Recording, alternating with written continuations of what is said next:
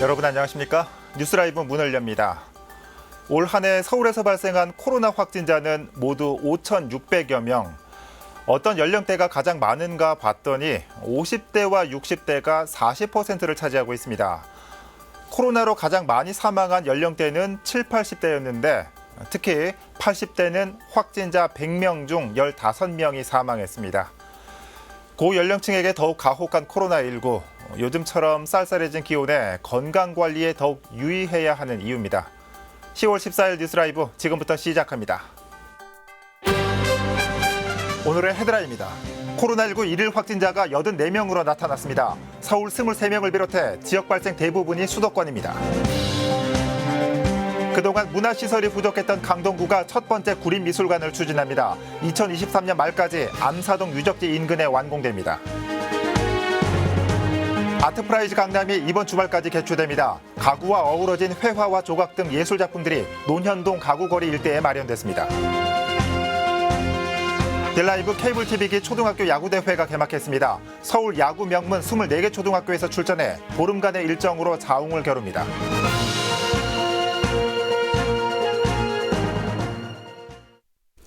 강동구가 구립미술관 건립을 추진합니다. 지역에 조성되는 첫 번째 미술관인데요. 그동안 미술관 하나 없이 전시 공간만 있어 아쉬움이 컸던 터라 이번 미술관 건립으로 주민들의 문화 갈증이 해소될 수 있을지 기대가 모아집니다. 보도에 태윤영 기자입니다. 콘서트와 연극, 각종 전시회가 열리는 강동 아트센터입니다. 영화관과 도서관을 제외하고 사실상 지역 유일의 문화시설이다 보니 문화 갈증을 호소하는 주민들이 적지 않습니다. 특히 변변한 미술관도 없는 실정입니다. 어릴 때부터 계속 자라오면서 미술이나 음악 쪽 관심이 되게 많았는데 여기 강동구에는 별로 이름 있는 약간 전시회 같은 것도 많이 없고. 강동구가 문화시설 확충을 위해 구립미술관 건립을 추진합니다. 암사동 유적지 인근 구유지에 조성할 계획으로 지역에선 처음 조성되는 미술관입니다. 수장고와 100점 이상의 소장품을 갖춘 일종 미술관 건립을 목표로 건립 후 정식 등록 절차를 밟을 계획입니다. 등록된 미술관은 전문 학예사가 공공성과 학술적인 측면에서 전시 기획에 나서다 보니 보다 수준 높은 전시회를 관람할 수 있습니다. 암사 역사공원 내의 구립미술관은 인접한 선사시대의 문화유산과 함께 현대문화에 이르기까지 연속성 있게 종합적인 새로운 역사문화 공간을 창출함으로써 주민들에게 보다 깊이 있는 강동구는 미술관을 활용해 예술인들에게 문화교류와 창작 공간을 제공하고 아동과 청소년을 위한 창작 교육도 지원할 계획입니다. 강동 구립미술관은 앞으로 5개월간의 타당성 용역 조사를 시작으로 문체부 사전평가와 서울시 투자심사 등을 거쳐 오는 2023년 말 완공될 전망입니다. 다만 160억 원 이상의 예산이 투입될 것으로 예상되는 만큼 건립의 가장 중요한 예산을 어떻게 확보하느냐가 최대 과제로 남아 있습니다. 딜라이브 서울 경기 케이블 TV 태윤영입니다. 서대문구 의회 임시회에서 예정에 없던 특위가 구성됐습니다. 한 의원이 의원 연구단체 위원장이 사임한 것과 관련해서 여러 논란을 거론하며 특위를 구성하자고 제안한 건데요. 특위를 통해 해당 의혹이 해소될지 관심이 모이고 있습니다. 보도에 조성협 기자입니다. 서대문구의회 265회 임시회 첫날 개회식과 업무보고 등이 진행된 후 예정에 없던 안건이 등장했습니다. 내용은 의회 내 블랙리스트 의혹 해소를 위한 진상조사 특별위원회를 구성해달라는 것. 발의자인 이경선 의원은 서대문구의회 의원연구단체 최모위원장이 사임한 이유는 의장과 다른 의원이 사임을 종용했기 때문이라며 이와 관련해 진상조사가 필요하다고 전했습니다. 또 의회 내 의원 블랙리스트가 있다며 이에 대한 실태조사도 요구했습니다. 근거 없는 사실로 외부 사람에게 전화하여 심적 고통을 주고 심지어 스스로 사퇴까지 이르게 되었다는 사실을 듣고 동료 의원들의 행태에 놀라움과 분노를 금할 수 없었습니다. 이러한 일이 사실이라면 이것이야말로 서대문 구의회 블랙리스트가 아니고 무엇이겠습니까? 의원들은 이해 당사자인 의장과 이경선 의원을 제외하고 특위 구성에 대한 논의를 펼쳤고 결과적으로 주희삭 의원과 윤희연 의원 등 9명이 찬성한 가운데 특위는 구성됐습니다. 특위위원장은 홍길식 의원이 맡았습니다. 그 신상발언을 통해서 물고 뜯겼다고 얘기를 하는 겁니다. 그 뭐가 물고 뜯겼는지 좀 명확하게 규명하고자. 특위는 올해 말까지 활동을 이어갈 예정입니다. 다만 의회 내부에서 의장과 이경선 의원의 화해와 이해로 해당 문제를 해결할 수 있다는 의견도 있어 특위 활동에 큰 무게를 두지 않을 것이란 예측도 나오고 있습니다. 딜라이브 서울경기 케이블TV 조성엽입니다. 오늘 국내 코로나19 신규 확진자는 84명입니다. 다행히 세 자릿수는 아니지만 사회적 거리 두기가 1단계로 낮아진 만큼 여전히 긴장을 늦출 수는 없습니다. 자세한 소식 취재기자 연결해봅니다. 이승준 기자. 네, 보도국입니다. 네, 먼저 코로나19 신규 확진자 현황부터 정리해 주시죠. 네, 오늘 오전 0시 기준 전국 코로나19 신규 확진자는 어제보다 84명이 늘어 모두 24,889명으로 집계됐습니다. 해외 입국 사례가 31명이고 지역 발생은 53명입니다. 해외 입국 신규 확진자 비율이 계속 높은데요. 미국에서 입국한 사람이 13명, 필리핀 입국 5명 등이 확인됐습니다. 해외 유입 비율도 높긴 하지만 국내 발생도 53명이나 됩니다. 어제에 이어 오늘도 사회적 거리두기 1단계 기준인 국내 발생 확진자 50명 미만을 넘어선 수치입니다. 또한 부산 해뜨락 요양병원에서 발생한 52명 집단 감염은 오늘 집계에 포함되지 않았습니다. 네, 자, 거리두기 단계가 낮아진 만큼 더 조심해야 할 것 같습니다. 그나마 다행인 점은 어제 방역 당국이 추석 연휴 발 대규모 감염은 없다라고 발표했죠. 그렇습니다. 추석 특별 방역 기간에 약 3천만 명 이상이 이동했지만 다행히 아직까지 대규모 감염은 나타나지 않고 있습니다. 추석 전후를 포함한 최근 2주간 국내 발생 확진자가 평균 60명 내외를 유지하고 있기 때문인데요. 닷새간의 추석 연휴를 계기로 발생한 코로나19 발병 사례는 모두 7건에 확진자는 29명인 것으로 파악됐습니다. 방역당국은 과거 4월 말에서 5월 초 황금 연휴, 또 8월 여름 휴가철 상황과 비교하면 당초 우려했던 수준의 확진자 증가세는 현재까지 없다고 밝혔습니다. 네. 자, 이번 주부터는 단풍 절정기입니다. 이번 주말부터는 가을 여행 집중 관리 기간이라고요. 그렇습니다. 정부는 오늘 오전 중대본 회의에서 이번 주말부터 한 달간을 가을 여행 집중 관리 기간으로 정한다고 밝혔습니다. 여행객이 몰리는 단풍 관광지나 국립공원에 대한 방역 수칙을 강화할 계획인데요. 방역당국은 가급적 인파가 몰리는 여행지보다 집 근처에서 가을의 정취를 즐겨달라고 당부했습니다. 지금까지 보도국에서 코로나19 소식 전해드렸습니다. 네, 이승준 기자 수고했습니다. 코로나19 발생 상황 살펴봤습니다.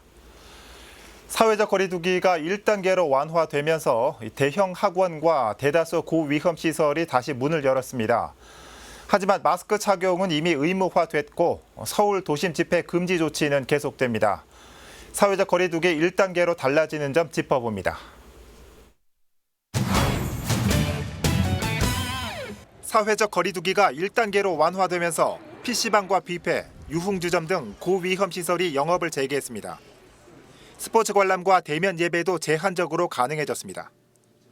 서울에서 일부 통제됐던 여의도와 뚝섬, 반포 한강공원도 문을 열었습니다. 하지만 전국에서 서울을 비롯한 수도권 확진자 비율이 높았던 만큼 서울시는 자체적인 방역 대책을 마련했습니다. 서울시는 오늘 0시부터 사회적 거리두기를 1단계로 조정하되 기본적인 생활 방역 수칙 준수 여부를 더욱 철저하게 관리하고 일괄 통제보다 위험 요인별 핀셋 방역 대책을 가동하겠습니다. 우선 10인 이상 집회 금지는 종료됐지만 서울 전역에서 100인 이상 집회는 금지됩니다.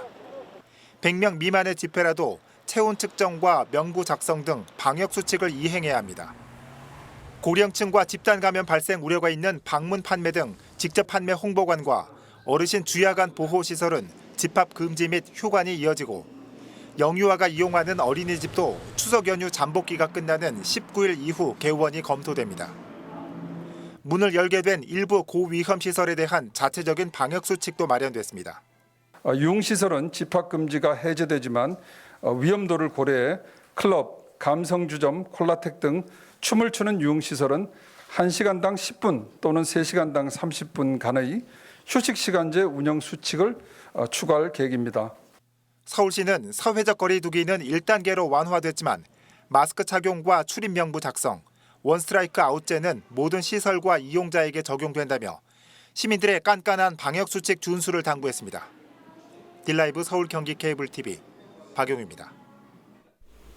만약 가족 중 한 명이 자가격리 대상이 됐다면 가족 모두가 한 집에서 생활하기 쉽지 않은 게 현실입니다. 광진구에선 자가격리 대상 가족들을 위해 숙박비를 지원하고 있습니다. 이혜진 기자가 보도합니다. 해외에서 입국했거나 확진자 접촉으로 자가격리를 해야 하는 경우 한 집에서 다른 가족들과 접촉 없이 생활하기란 쉽지 않습니다. 이에 광진구는 코로나19가 확산됐던 지난 4월부터 이른바 안심숙소를 운영하고 있습니다.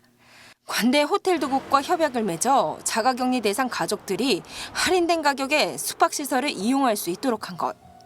하지만 자가격리 기간이 2주에 달하다 보니 숙박료 부담이 클 수밖에 없습니다.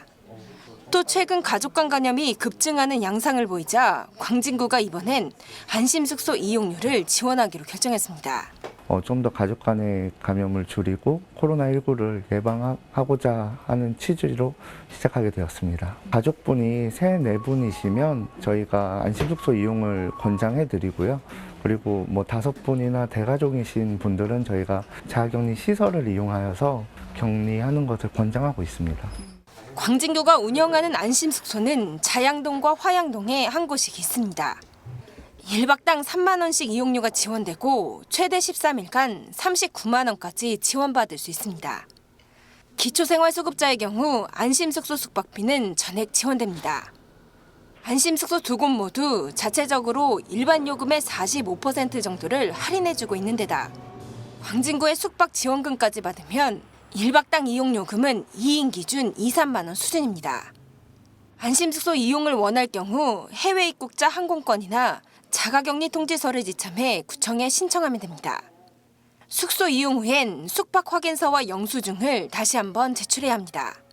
한편 11일 기준으로 광진군의 자가격리 대상자는 모두 304명입니다. 딜라이브 서울 경기 케이블 TV 이혜진입니다.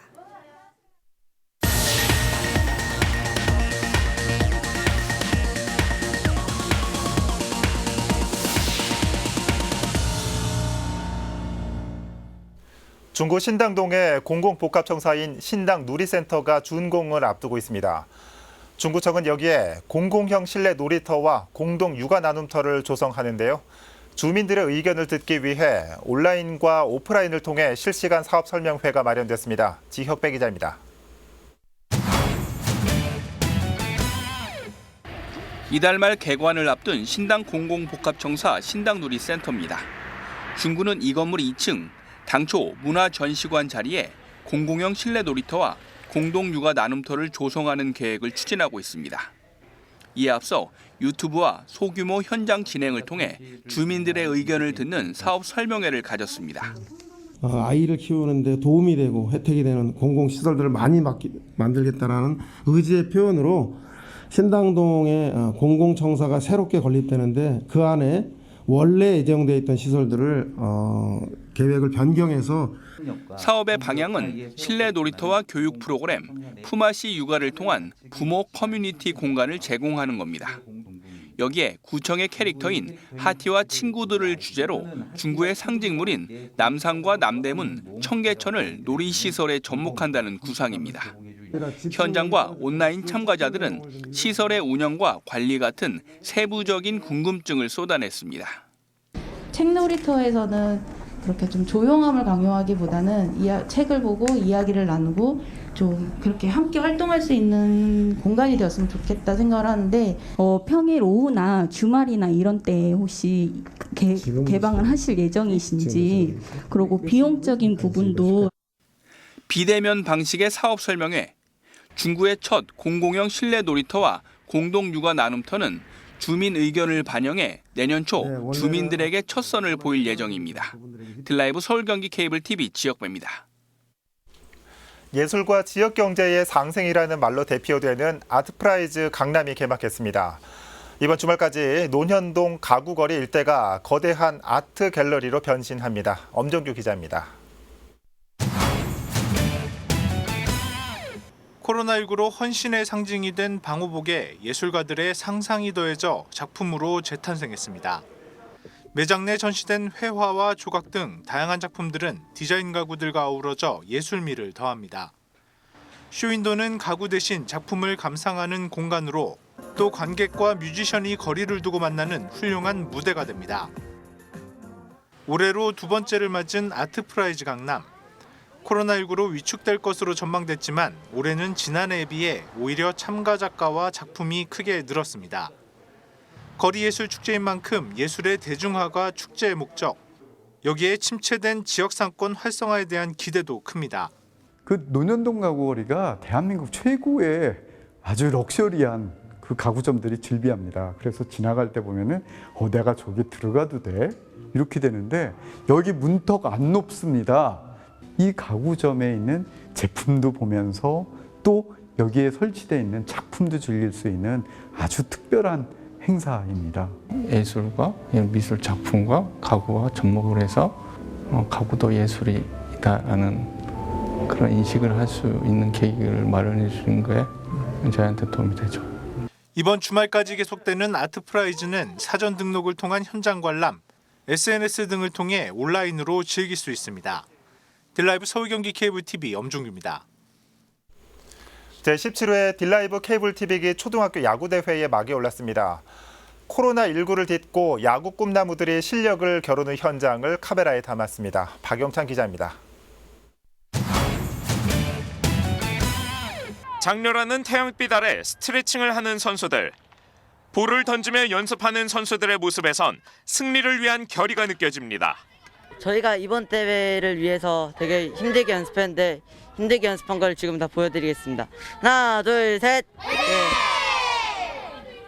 초등 야구의 산실 제17회 딜라이브 케이블 TV기 초등학교 야구 대회에 막이 올랐습니다.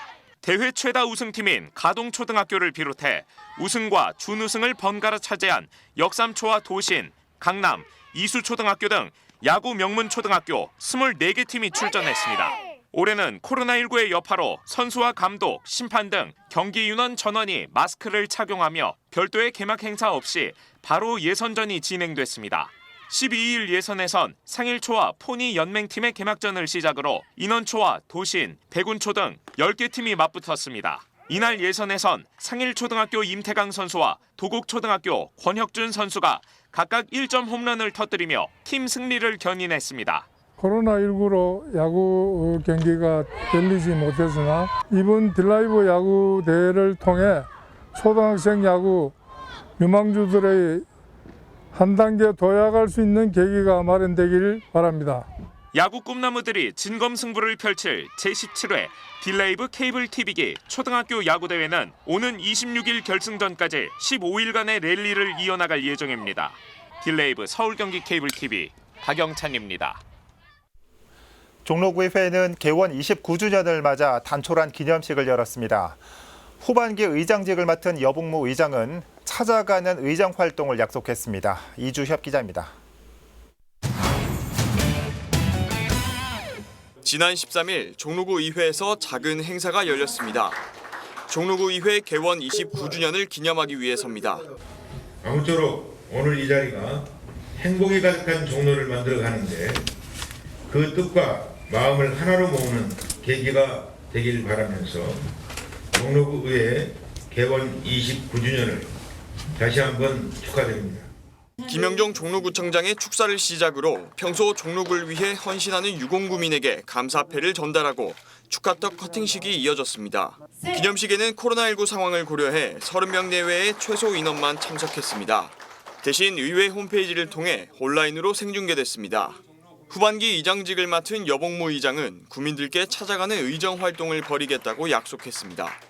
우리 종로구의 8대 후반기 의장으로서 주민들과 더욱더 소통을 하고 주민들에게 어려운 그 취약계층이라든지 사람들을 더 발굴해서 주민들 곁에 가는 후반기 의정을 생각하고 있습니다. 한편 이날 함께 열린 임시회에서는 종로구 의회 의원 윤리강령 및 윤리실천규범 조례 전부 개정 조례안 등 총 9건의 안건을 심의합니다. 오는 20일까지 8일간의 일정입니다.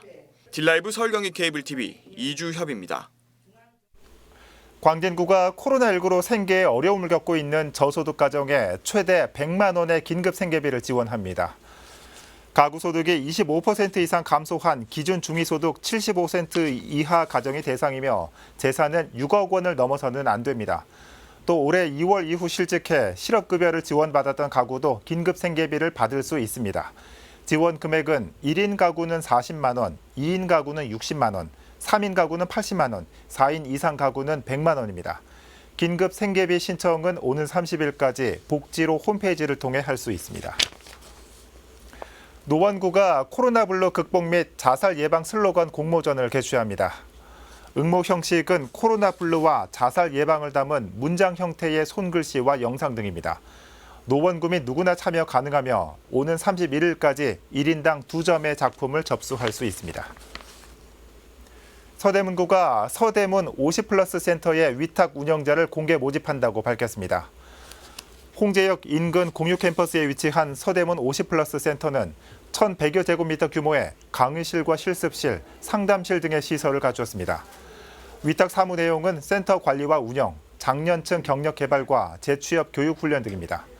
위탁 기간은 내년 1월 1일부터 2023년 12월 31일까지 3년입니다. 위탁 운영자 신청 자격은 센터를 전문적으로 운영할 수 있는 역량을 갖춘 비영리 법인 또는 단체로 서울시에 주 사무소를 두고 있어야 합니다.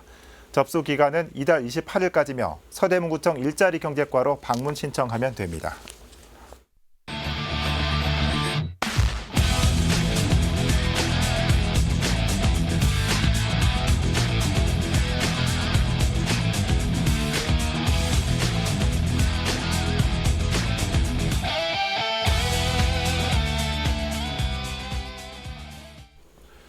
내일 아침 서울 기온은 6도까지 떨어지면서 올가을 들어 가장 쌀쌀한 날씨가 되겠습니다.